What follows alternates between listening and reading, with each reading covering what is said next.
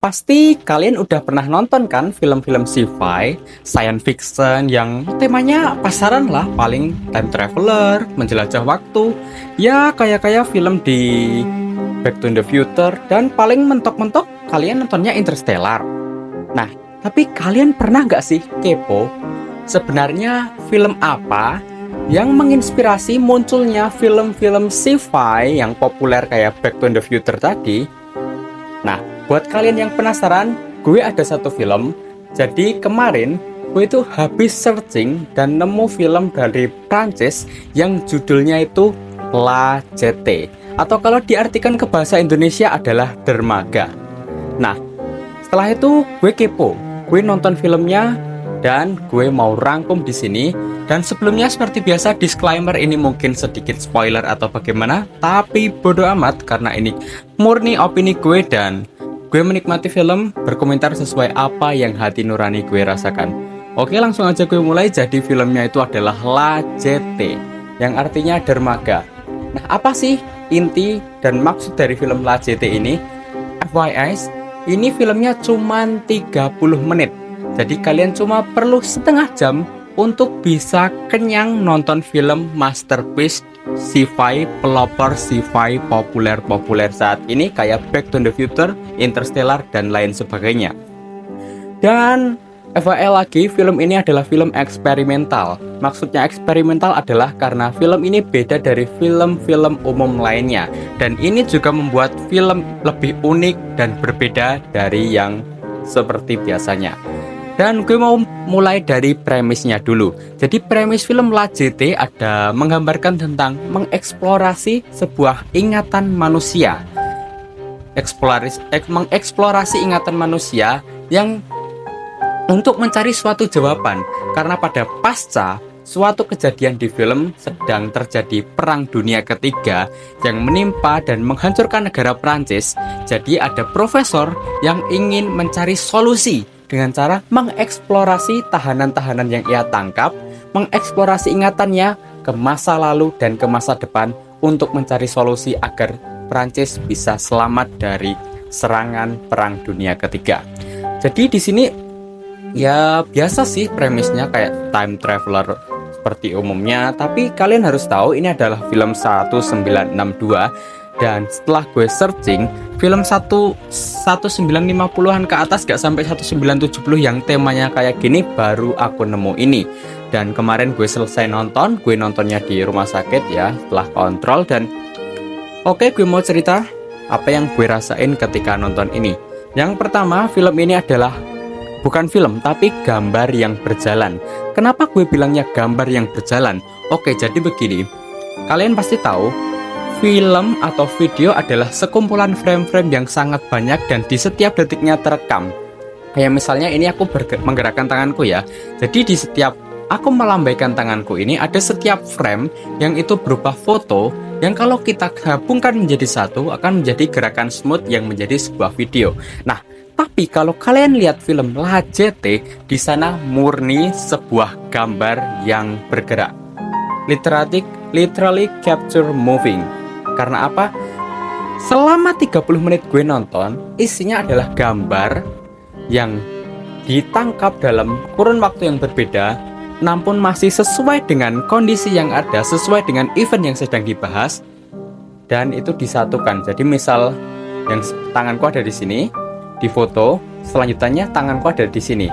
Jadi itu masih satu event, namun gapnya itu terasa, bukan seperti smooth yang gerak seperti ini ya. Dan itu unik, pertama kali gue lihat film yang gambar tapi bergerak dan membahas inti apanya lagi. Nah, oke, dari teknisnya lagi ya. Jadi filmnya itu sepanjang film ada efek shaking capture. Jadi kalau kalian lihat kan di sini videoku masih normal, nggak ada noise, nggak ada ngeblur, nggak ada shakingnya. Nah, tapi kalau kalian lihat film La Jetée, selain kalian melihat gambar yang berjalan, kalian juga akan melihat gerakan shaking capture. Jadi selama film itu layarnya itu kerasa kayak bergoncang getar terus. Nah, di situ bergoncangnya akan semakin tinggi intensitasnya hingga ketika kalian masuk ke scene yang sangat merinding. Gue bilang merinding karena scene eksperimen. Nah, jadi di scene eksperimen nanti kalau kalian udah sampai ke situ, kalian bakal merasakan sebuah goncangan yang amat dahsyat dari rekaman detak jantung tahanan yang diaplikasikan lewat film. Dan sumpah gue merinding, gue liatnya pakai earphone dan suaranya volumenya gede, kecerahan layar 15 di MX Player ya. Dan anjir goyangannya kerasa banget dan gue bener pengen ngeskip scene itu secepatnya karena sangat merinding. Nah, untuk teknisnya seperti itu ya cukup unik dan pertama kalinya gue nonton film seperti itu. Nilai plus pastinya karena memberikan sesuatu yang berbeda. Karena apa? Karena kalau kalian cuma menikmati yang biasa-biasa aja pasti what? Gitu doang. Nah, kayak gitulah. Dan untuk membahas story-nya gak terlalu ya so far so good dan masih lebih baik daripada film-film biasa lainnya, tapi nggak sebagus nggak bagus-bagus banget, tapi di atas mediocre. Nah, jadi ya story-nya kan membahas orang yang dieksplorasi ingatannya. Dan awalnya yang dieksplorasi di bagian ingatan masa lalunya dan oke, fan-fan aja dia nemuin cinta masa lalunya, dia berkomunikasi, menjalani kehidupan dan melupakan realita bahwa dia adalah bahan uji coba. Dan dia cuma menikmati romansa, berdansa, nggak kencan dan seperti itu. Dan hingga saatnya dia dipaksa untuk mencari jawaban di masa depan. Karena di masa lalu dia hanya menemukan sebuah cinta yang hampa. Nah, jadi apa yang terjadi di masa depan? Oke, ini gue nggak akan membahas detail karena ini main problemnya ada di sini. Jadi di masa depan dia menemukan sesuatu yang di luar prediksi. Dia bisa melampaui apa yang dilakukan pengeksperimen sindikat sofisme yang melakukan uji coba mengerikan kepada dia. Dia bisa mengelabuhinya, tapi mohon maaf, dia ternyata tidak sepintar itu karena sang profesor ternyata 2 langkah lebih lanjut, 2 step ahead. Dan gue bener-bener suka. Dan for your information, dan gue mau mengakui sekarang juga ini adalah film sci-fi science fiction terbaik in my opinion sepanjang gue nonton film.